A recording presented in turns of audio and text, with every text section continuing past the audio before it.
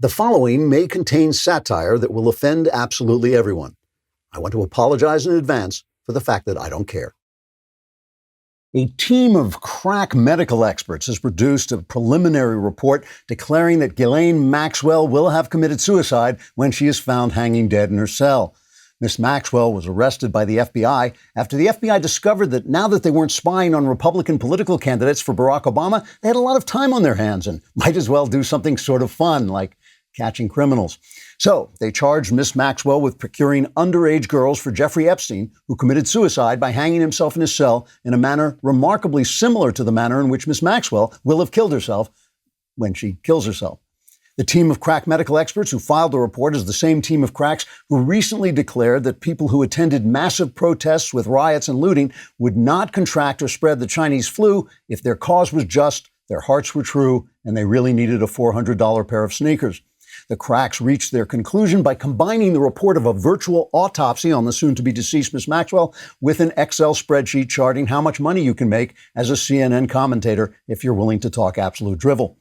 According to the crack findings, Miss Maxwell will have told several unidentified people she was depressed and thinking of ending it all, which should allay any suspicions arising from the fact that the video cameras tracking her cell will only play back old episodes of Madam Secretary, and the fact that the entire shift of prison guards witnessed nothing because they had left the building to attend the prison's first annual Vince Foster Memorial Bocce Ball Tournament.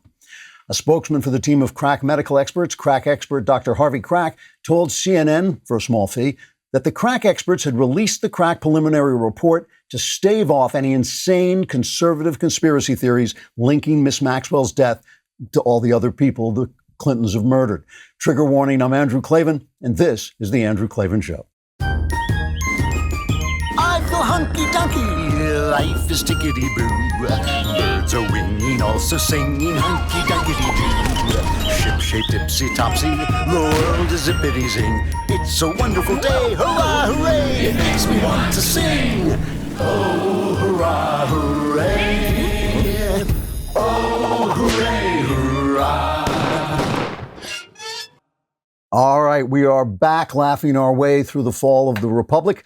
I hope you're going on the Andrew Klavan YouTube channel so you can get all my openings there, and we have extra comment. I reviewed The Last of Us, the video game The Last of Us 2. I reviewed that. A lot of people were surprised to find out I was a gamer, but I am a gamer. We also track your comments, and if any of them are even moderately intelligent, thereby raising the class of the show, we will read them on the air. Here's one from Kevin Tebbins, who remarks that the light bulb is the symbol of a great idea. When Thomas Edison invented the electric light bulb, he used Klavan's bald head, a wellspring of wisdom, as a guide. That is a literally historical truth. Not many people know this, but Thomas Edison was my childhood hero. I wanted to be Thomas Edison because he had based his light bulb on my head. I hope you all had a great 4th. I spent part of my 4th thinking about the old movie, The Exorcist. A lot of you probably haven't seen The Exorcist since it was made before yesterday, but it's about a girl possessed by a demon and the Catholic priests who battle to free her. I saw it in the theaters when it came out in the 70s, and I can't tell the whole story of my experience of watching the movie. It's an incredible story. It involves an actual exorcist. It's really a strange story. But at one point, I had to carry a friend of mine out of the theater because he started to hyperventilate at the shocking images of a young girl being ripped apart from within by a demon, and the demon was shrieking obscenities as the priests assailed him with the gospel, trying to get him to come out of the girl. Which is almost exactly how the New York Times reacted to President Trump's 4th of July speech, which was one of the best speeches I've ever heard. The Times, a former newspaper, and other former journalists went absolutely bat-dung insane over the fact that Trump dared to praise America on the 4th of July. These blithering leftists who have been tearing down the country for years and helping tear it apart for the last month call Trump dark and divisive and bigoted for simply telling the patriotic truth on our most patriotic holiday. This is the nutty logic of these jackasses. Wait, that's too dark and divisive. Let me rephrase that. This is the satanic logic these demon-infested hellhounds want us to believe.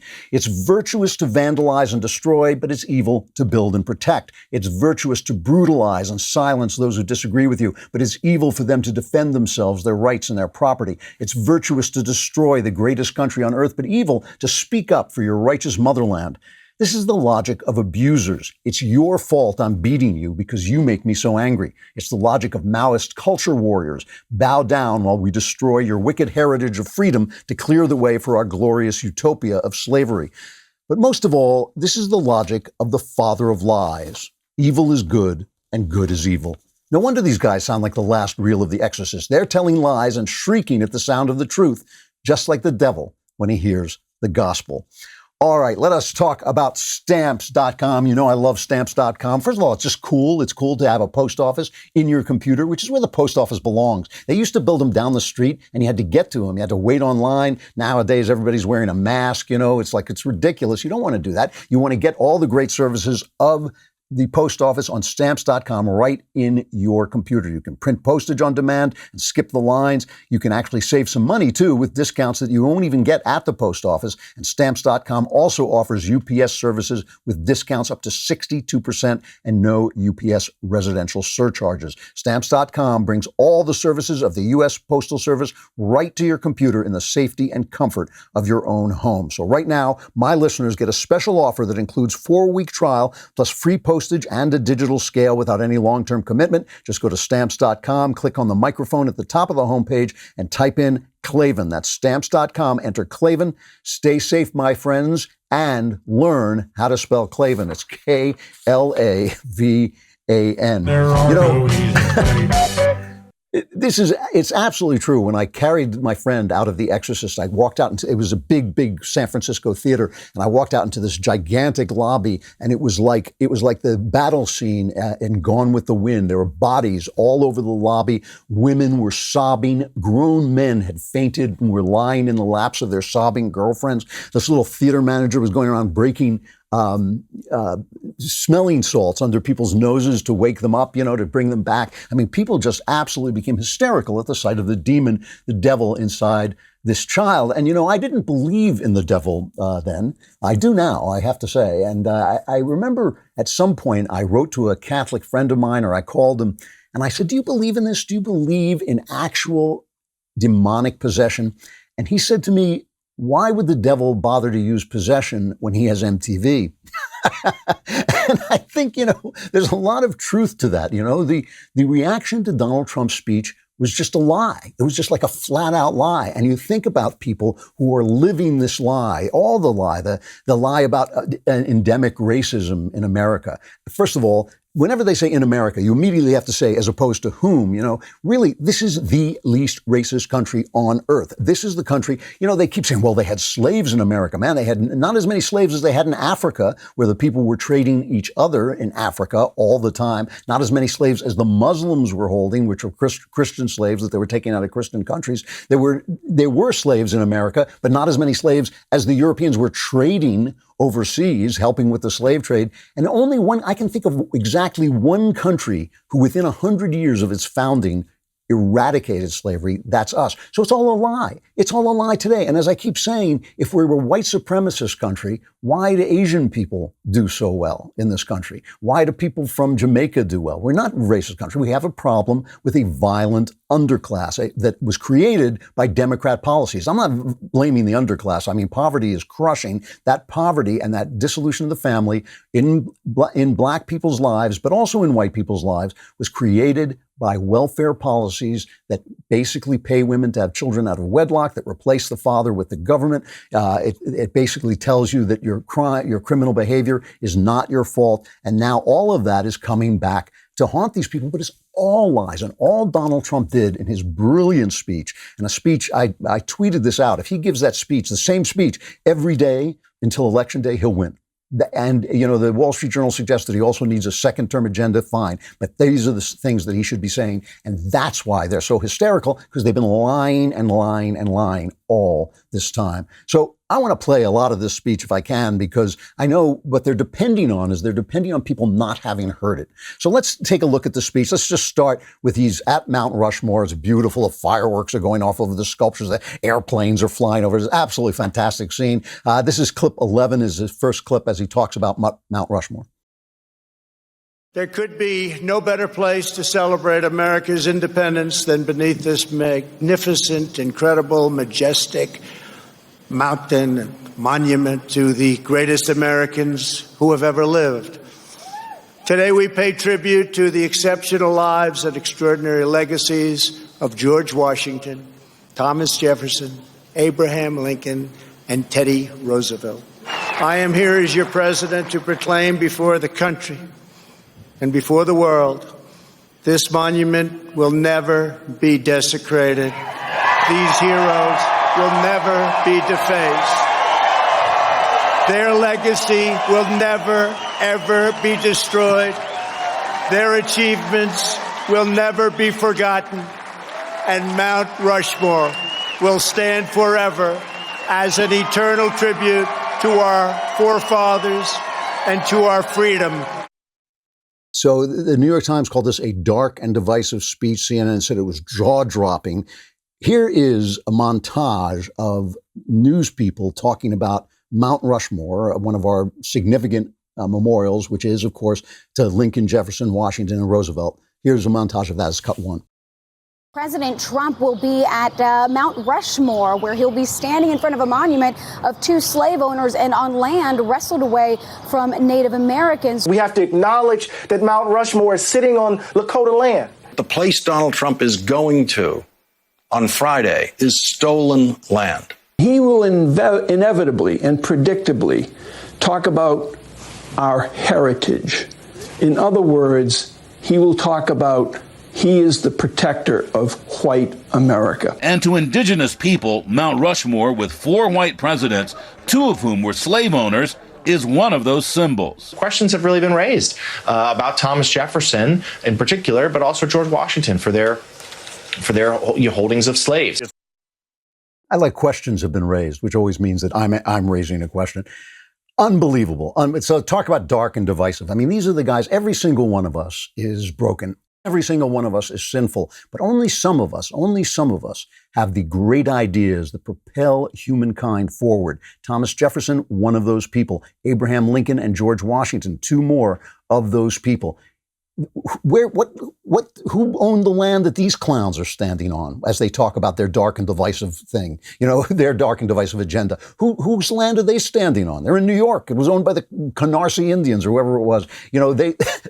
So it's only Trump. Thereafter, it's only fighting for the elites. It's fighting for the corporations, fighting for the Democrats, all the same thing. Let us move on. I want to listen to as much of this as possible because I don't want you to hear the fight and not hear the actual speech. This is clip 15, talking about what's happening in our country and has been happening for the last month.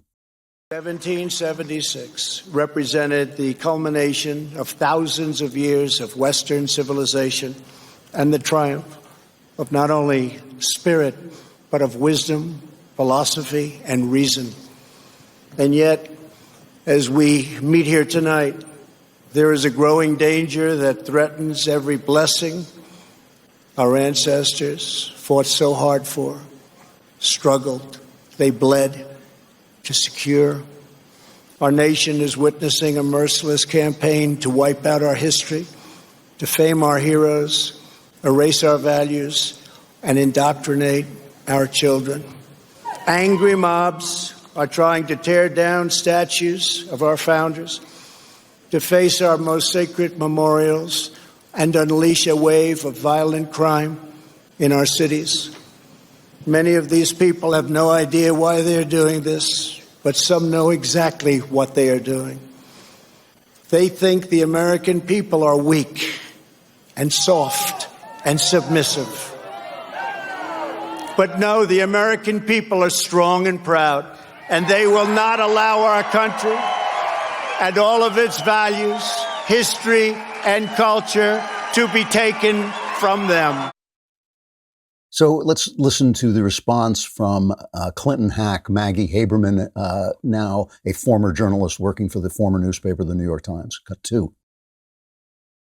I think what has become clear to people, or should have by now, is this president wants to govern a certain way and wants to run his reelection effort a certain way, and that does not relate to talking about the coronavirus unless it's about describing his administration's response in glowing terms that just don't comport with reality, certainly for the first many weeks as the pandemic was growing. The president wants to have culture wars. He wants to fight on white grievance, and he wants to have a discussion around race that he thinks appeals to his base of supporters, and he has resisted all suggestions that he do it a different way. Let me translate that from New York Times into the truth. What she's saying is he's trying to take the narrative away from us. He's trying to set, how dare the president, the elected leader of the country, set the narrative when we are the New York Times. Now, let's remember, this is a woman who works for the newspaper that put out the 1619 Project, a lying project that dishonestly says that the United States was founded to protect the institution of slavery. Just an untruth. That's what they put it out. And when someone said, we should call this, I think it was the guy from the Claremont Institute when he said that this should be called the 1619 riots.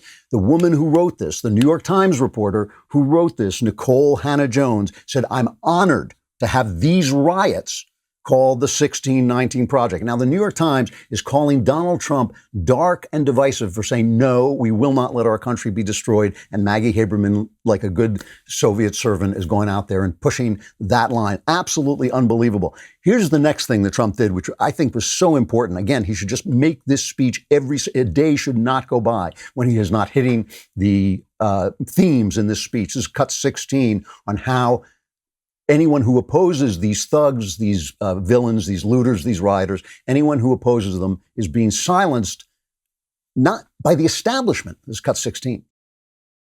One of their political weapons is cancel culture, driving people from their jobs, shaming dissenters, and demanding total submission from anyone who disagrees. This is the very definition of totalitarianism, and it is completely alien to our culture and to our values, and it has absolutely no place in the United States of America. Jennifer Rubin, crazy Jennifer, as we call her now, loony, Google-eyed Jennifer, she says it was the darkly aggressive and fascistic substance of his speech, positing that his enemies want to destroy America and eradicate its history. I just showed you journalist after journalist saying Thomas Jefferson, identifying Thomas Jefferson and George Washington not as the heroic founders of our country, but as two slaveholders. How can she say they don't want to eradicate, they don't want to destroy America? And she made fun of the fact that he tripped over totalitarianism. But this is the fight of the future, because this is corporate. Remember, this is the corporate level silencing of people. You know, it's a week ago we were debating whether gay marriage was moral, and now you can get fired for saying it's not. You know, you can get fired for saying men and women are different. You can get fired for doing anything. And this is corporate capitalism. And part of this is the fault of the right, who put capitalism above everything. They put capitalism and money above God. Let's listen to a little bit more about the cancel culture from Trump. This is cut 17. In our schools, our newsrooms, even our corporate boardrooms, there is a new far-left fascism that demands absolute allegiance. If you do not speak its language, perform its rituals, recite its mantras, and follow its commandments, then you will be censored, banished, blacklisted, persecuted, and punished. It's not going to happen to us. Make no mistake, this left-wing cultural revolution is designed to overthrow the American Revolution. In so doing, they would destroy the very civilization that rescued billions from poverty, disease, violence, and hunger, and that lifted humanity to new heights of achievement, discovery, and progress. To make this possible, they are determined to tear down every statue, symbol, and memory of our national heritage.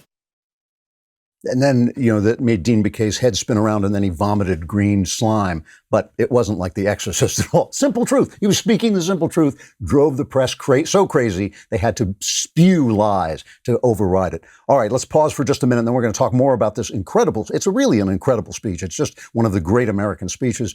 Let us talk about Blink Sale, because you built yourself a business. You did it because you wanted to do something with your life. You did it because you wanted to do what you loved. And now you find all your time is being taken up designing invoices and bothering people about whether they paid and trying to figure out whether they even saw the invoice. You can do it all with Blink Sale. You can send beautiful custom branded invoices and estimates in seconds. You can stay on top of your outstanding invoices. You can let your customers and clients easily pay your invoices online, and you'll even get instant notifications when a customer opens your invoice, so you'll actually know if they're just avoiding paying you. Forget about using invoice templates or stressing about coordinating a bunch of different software programs. Blink Sale takes care of it all, so you can spend more time focusing on the work that actually gets you paid and makes your business a success. See for yourself. Try Blink Sale for free at blinksale.com/Klavan. That's BLINKSALE.com/Klavan. Blink Sale lets you spend less time billing and more time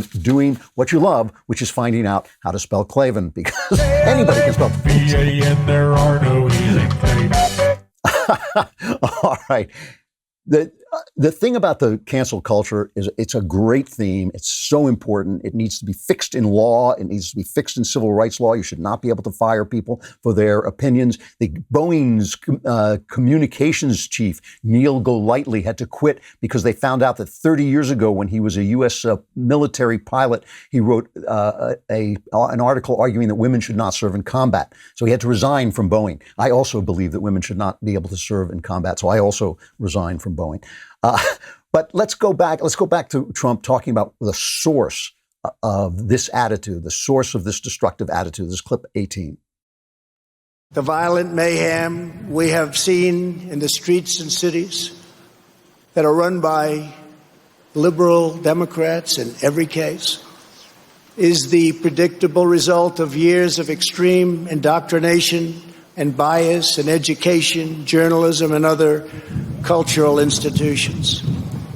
Against every law of society and nature, our children are taught in school to hate their own country and to believe that the men and women who built it were not heroes, but that were villains. The radical view of American history is a web of lies. All perspective is removed. Every virtue is obscured. Every motive is twisted. Every fact is distorted. And every flaw is magnified until the history is purged and the record is disfigured beyond all recognition. And just in case you don't believe him, let's have these two girls who've gone viral on TikTok, the two stupidest girls in America, cut 4. I'm ashamed to be an American where not all folks are free. And I won't forget the enslaved who died and built this place for free. So I proudly lift up all the folks who are still oppressed today. 'Cause there ain't no doubt this ain't our land. Trump and the USA. If you put a microphone in these clowns' faces and ask them what they were talking about, they wouldn't know. But here's somebody who thinks she knows what she's talking about. At a New York City Education Council meeting, a member of the council, Robin Broshi, went nuts because somebody in the audience was holding a white guy was holding a non-white nephew of a friend in his lap. Here's what she said. This is cut 9. This is the New York City Educational Council, cut 9. It hurts people when they see a white man bouncing a brown baby on their lap and they don't know the context. That is harmful. That makes people cry. It makes people log out of our meetings. They don't come here. They don't come to our meetings, and they give me a hard time because I'm not vocal enough, and I'm not trying to be a martyr. I'm trying to illustrate to you that you think you think I'm a social justice warrior? Read a book. Read Ibram Kendi. Read White Fragility. Read How to Talk to White People. No, it's not my job to educate you. She's Spartacus. Those are the people teaching your children. Those are the people setting the agenda, the curriculum in New York City schools, okay? So like when Donald Trump is talking about this, it's only because he's talking the truth that makes them writhe and twist and spit green goo because they're hearing the truth and he's trying to get them to come out of the body of America. And they don't want it to happen. It's Trump the Exorcist. Let's hear clip 10. Clip 20, I'm sorry. We will state the truth in full, without apology. We declare that the United States of America is the most just and exceptional nation ever to exist on earth. We are proud of the fact that our country was founded on Judeo-Christian principles, and we understand that these values have dramatically advanced the cause of peace and justice throughout the world. We know that the American family is the bedrock of American life. We believe in equal opportunity, equal justice, and equal treatment for citizens of every race, background, religion, and creed. Every child of every color, born and unborn, is made in the holy image of God. We want free and open debate, not speech codes and cancel culture.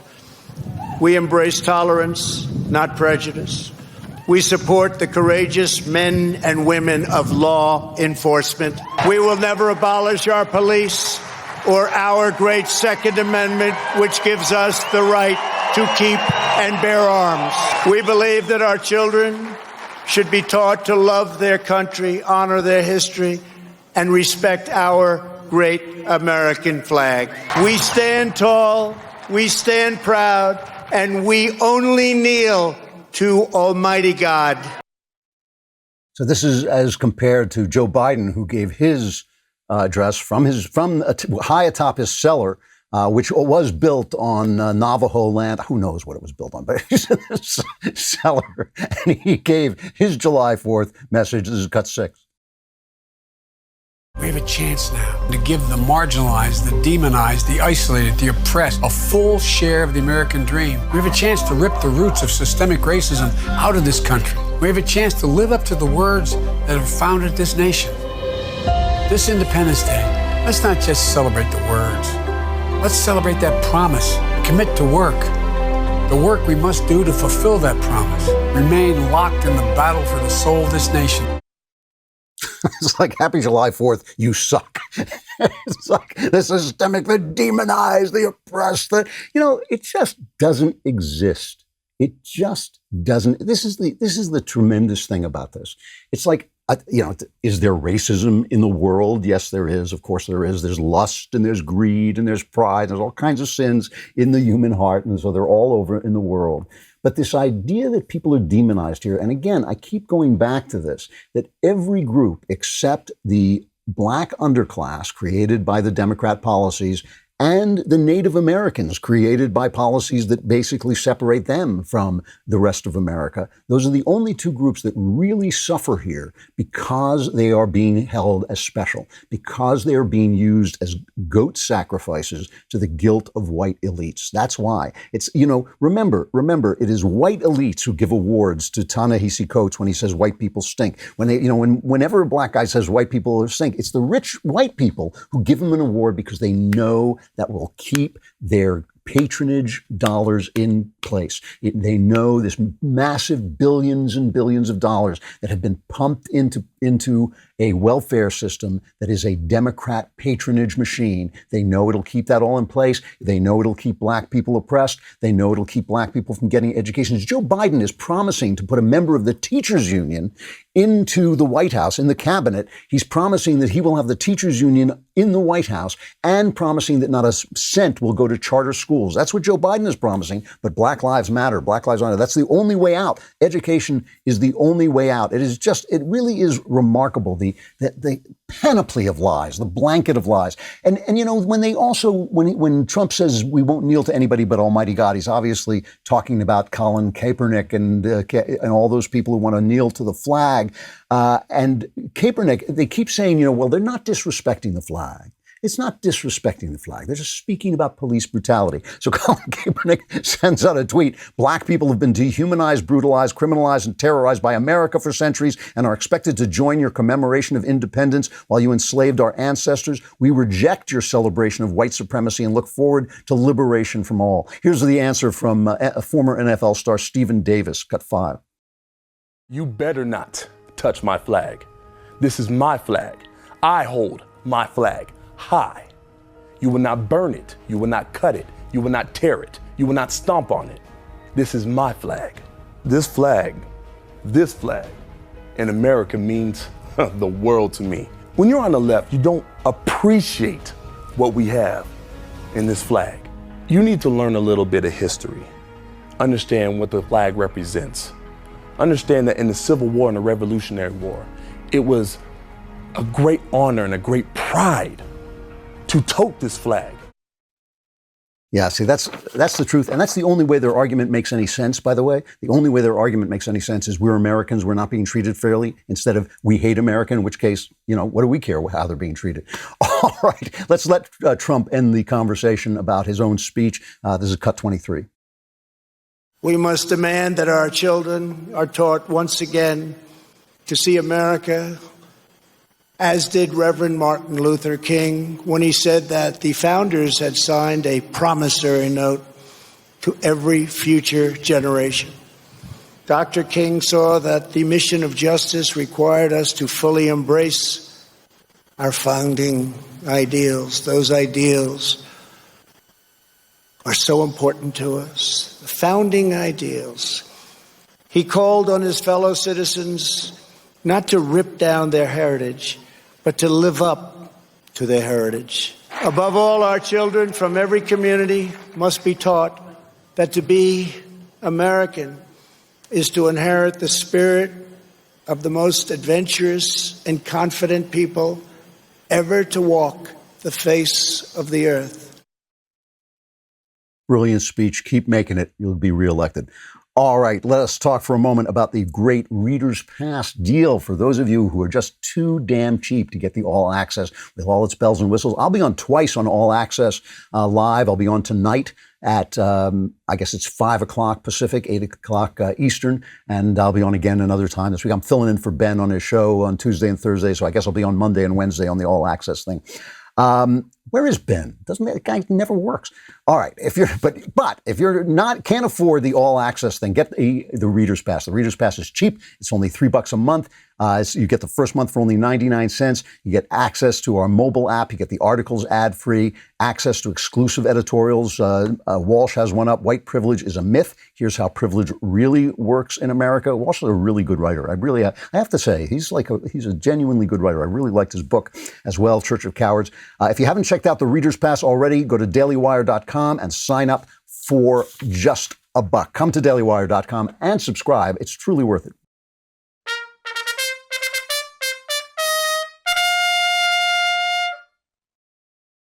The worst thing about Donald Trump telling the truth is that it points to the other truth that's going on in this country, is what happens when you let the left govern things. Their cities are falling apart. New York, which is basically my hometown, breaks my heart what Bill de Blasio has done to that city in just a few short years. I mean, after Rudy Giuliani dragged that city out of the muck, out of a crime-ridden hellhole, and he turned it into one of the great cities on the planet, Bloomberg kept it going. Bill de Blasio has plunged it back into violence. It is just, it's amazing. I mean, shootings have lifted over 200% since they disbanded an elite NYPD anti-crime unit. They're trying to cut the budget for the police of over $1 billion. New York was like the Wild West this weekend. 9 people died, 41 others were wounded, including a Bronx teenager. And of course, most of these people are black. So it's like, Black Lives Matter, but they don't matter to the people who call themselves Black Lives Matter. Chicago is in a spiral, and the mayor there is claiming, oh, it's the flu blue and it's guns. It's everything but her policies, everything but Chicago policies. In Atlanta, I mean, at least there, the mayor, Keisha Bottoms, she has talked against the chaos. She has said that these protests are not in the spirit of Martin Luther King. She's been very firm about that, but it's just going on. They're going on at that McDonald's where the cops killed a guy who resisted arrest, Wendy's, where the cops killed a guy who grabbed the taser and resisted arrest. And now in the protests, an 8-year-old girl was shot and killed on the 4th of July after at least 2 people in a crowd of armed people opened fire on a car she was riding in near the protest. Police identified the girl as Sequoia Turner. And Atlanta Mayor Keisha Lance Bottoms called for justice during an emotional news conference Sunday. She's basically saying it's over, go home. Here are the child's parents speaking about this one more victim of these guys. They say Black Lives Matter. You killed your own. Killed your own this time. Just because of barrier. They killed my baby because she crossed the barrier and made a U-turn. You killed a child. She ain't do nothing to nobody. They didn't give us time to make a U-turn. They started shooting on my car before we could even make a U-turn. Shooting my tires out, like, why? But Black Lives Matter. Yeah. So, and, they attack people who drive cars into the protesters when the protesters swarm cars and they kill people and they're very, very dangerous. And, obviously these parents are racked with grief and I'm not criticizing what they say, but I just want to point out that he says, you say the Black Lives Matter, but you killed your own. But she's our own. That's our future. Those kids, that's our future. That's our future. Our future is all different colors. We all know that. Nobody is opposed to that. The only people who are opposed to that are the people who don't want little black children to sit on the laps of white friends. Those are the people who are opposed to it. The rest of us are thinking, great, this is what's supposed to happen. We had the best idea. Now we share the ideas with everybody else. This is why I call myself a cultural imperialist. I don't want to conquer countries. I want to bring people into this country. I want them to assimilate to this country and adopt its ideals. Why? Because they are the best ideals. Freedom is the best ideal. Tolerance is the best ideal. We invented it. That slaveholder, Thomas Jefferson, he came up with it. The George Washington, he pulled it out of the ground and gave it life and gave it a physical form. The United States of America, by surrendering his sword. He could have become a king. He could have wiped the idea off at its founding. He could have stopped that idea cold. But instead, because he was a man of virtue, he didn't. He gave up a kingship and let that freedom thrive. All of these people are our children. That little girl who's being killed is our children. All these people who are saying, blackness and whiteness, every single one of them is a liar. Every single one of them is a liar.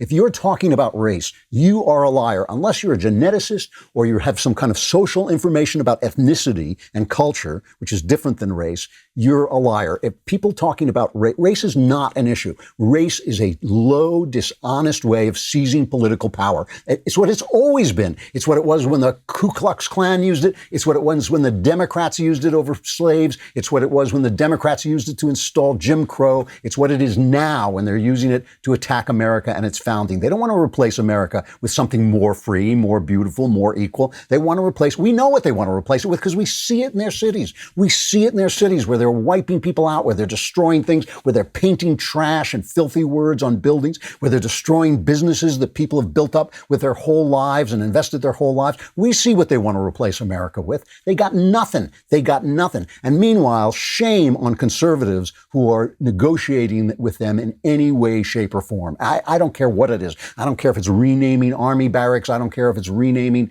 taking down Confederate statues. Statues are things that should be decided by voters in their locality. They shouldn't be decided by vandals and looters and rioters. That's the way that's done. And it's just we know what they want to supplant America with because we can see it in their cities. The other thing is they hit Trump because he wasn't talking about the pandemic. He wasn't talking about the pandemic. Well, why is he not talking about the pandemic? Cases of the pandemic are spiking. We knew they were going to spike. We always knew that flattening the curve was flattening the curve. That meant that the infections were going to take place over a longer period of time. We can't have people unemployed forever. We can't have the economy crash. We're all going to have to, go out and face the music, except for me. We have to save the Klavan. We have to save the old people. Put the old, a friend of mine, a liberal friend of mine said we could have paid for a air-conditioned, RV for every old person in America for the price we paid for shutting down the economy. Meanwhile, the New York Times, and an amazing article, because the Times does this from every now and again, the New York Times starts to remember, maybe we lied a lot, so maybe we should tell the truth so we can point to something and say, we sometimes do reporting here still like we used to do when we were a newspaper. So they have a thing that they discovered that their entire op-ed page is full of hypocrites. They run an article saying, gee, there's been a little bit of difference in the way people are treated when they go outside not wearing masks if they happen to be protested. Here's the article. As the pandemic took hold, most epidemiologists have had clear prescriptions in fighting it. No students in classrooms, no in-person religious services, no visits to sick relatives in hospitals, no large public gatherings. So when conservative anti-lockdown protesters gathered on state capitol steps in places like Columbus, Ohio in April and May, they scolded them and forecast surging infections. And then the brutal killing of George Floyd by police in Minneapolis on May 25th changed everything. Soon the streets nationwide were full of tens of thousands of people in a mass protest movement that continues to this day with demonstrations and the toppling of statues. And rather than decrying mass gatherings, more than 1,300 public health officials signed a May 30 letter of support, and many joined the protests. That reaction and the contrast with the epidemiologists' earlier fervent support for the lockdown gave rise to an uncomfortable question. Was public health advice in a pandemic dependent on whether people approved of the mass gathering in question? To many, the answer seemed to be yes. This article reminds me of that YouTube video where the guy says, are we the baddies? Are we the baddies? Yes, you are the liars. You're the reason we don't trust people. We are the reason why we do not take authorities seriously or care. Gavin Newsom banned singing in church over the weekend. I wish my church had called us to sing. I would have happily gone to jail for that cause. Seriously, and I don't say that lightly. I don't want to ever go to jail, but I would have gone to jail for that. But they don't. Instead, they're talking about, oh, well, Black Lives Matter and white privilege. I mean, because our churches are basically empty of content. Unbelievable, unbelievable. And in public statements and interviews with Fox News this weekend, officials in Los Angeles, Seattle, and Miami-Dade County, Florida, have indicated that there's some link between protests and new cases of the Chinese flu. It was at least possible, except Mayor Bill de Blasio's office denies it. They say, based on our health indicators, which measure hospital admissions, number of people in ICU, and percentage of New Yorkers testing positive, we have seen no indication of an uptick in cases, because they're not allowed to ask in New York. They didn't ask. They banned asking. This really is an amazing moment. We're going to see if Donald Trump sticks to the course, if he sticks to telling the truth, we will see the truth. They cannot hide it forever. They can't hide it forever as their cities collapse, as their policies reveal themselves, as their protesters show themselves to be violent. If he speaks the truth, he will win, because the truth will out. I'm going to end with one more of Trump. I just thought the speech was so amazing. It was such a relief after all this time, to finally have Donald Trump speak up for America. Let me end with this last long clip. Trump is proposing that we have a national park filled with the statues of heroes. And he talked about this one great truth, that only America has produced heroes of such diversity. What the left calls diversity, except they're not diverse because they were all Americans. It's cut 24. We are the country of Andrew Jackson, Ulysses S. Grant, and Frederick Douglass. We are the land of Wild Bill Hickok and Buffalo Bill Cody. We are the nation that gave rise to the Wright brothers, the Tuskegee Airmen, Harriet Tubman, Clara Barton, Jesse Owens, George Patton, General George Patton, the great Louis Armstrong, Alan Shepard, Elvis Presley, and Muhammad Ali. And only America could have produced them all. No other place. Americans harnessed electricity, split the atom, and gave the world the telephone and the internet. We settled the Wild West, won 2 world wars, landed American astronauts on the moon, and one day, very soon, we will plant our flag on Mars. Americans must never lose sight of this miraculous story. We should never lose sight of it. Nobody has ever done it like we have done it. Nobody has ever done it like we have done it. It is just completely true. It's completely true. And listen to the list of people. He could have gone on forever. Black people, white people, women, men. He could have gone on forever. Every religion, every kind of person has made it in this country, except for this one small clan who have given themselves over to Democrat policies. They call that a white supremacist speech. I mean, is it me? Is it me who didn't hear the white supremacy? Where was the white supremacy? Where was it? Why was he celebrating? Why were so many of those heroes of different colors, different places, different kinds of people? Well, why? If that's what he's doing, it's them. It's them. They are the bigots. They are the racism. Leftism is racism. Cancel culture is a violation of American rights.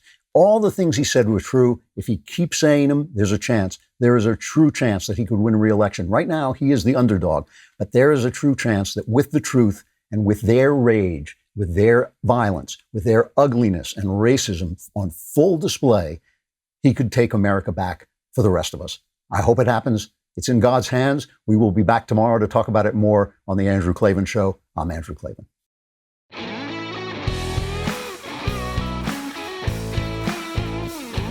The Andrew Klavan Show is produced by Robert Sterling. Executive producer, Jeremy Boring.